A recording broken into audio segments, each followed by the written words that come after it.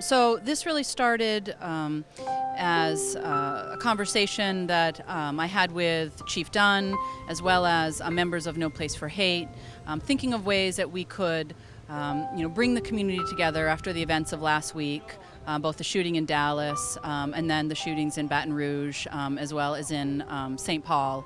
And so, we thought what would be appropriate at this time would really just be a coming together of the community. There are obviously, a lot of emotions, and it's really a complex issue, but we wanted to show that we're a community first, and that we support our men and women in the Falmouth Police Department, and that they support taking a look at these tough issues, which Chief Dunn has said many times. It's part of really being, having an ongoing dialogue and connecting as individuals. And so everyone was really on board to put something together, and we thought what would be best is just really a moment of reflection and silence in solidarity and unity as a community. I had gotten a phone call and was told that this was going to happen, and asked if the police department wanted to participate in it. Absolutely, we do. We are part of the community, and we participate in all community events. And it was just nice for everybody to be here tonight, just for that moment of silence, for everyone who has lost lives in the past week or month or past year, in reality. What happened in Dallas was tragic. What's happened across the country is tragic. But the only way to solve it is to work together as a community. And the Falmouth community does do that.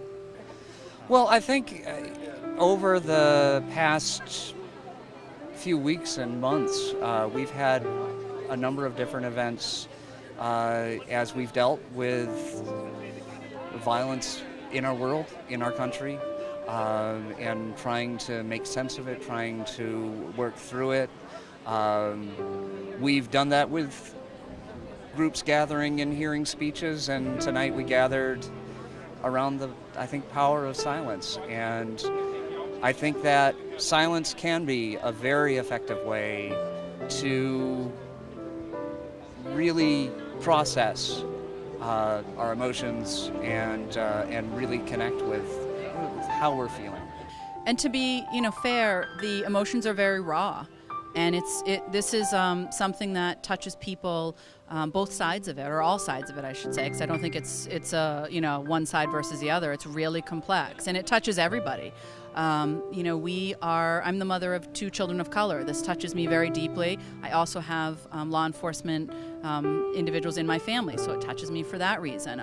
So I think that we knew it would be very charged. People bring a lot of really emotion to this event. And so it was enough to just stand together and be together and to hold that space with each other.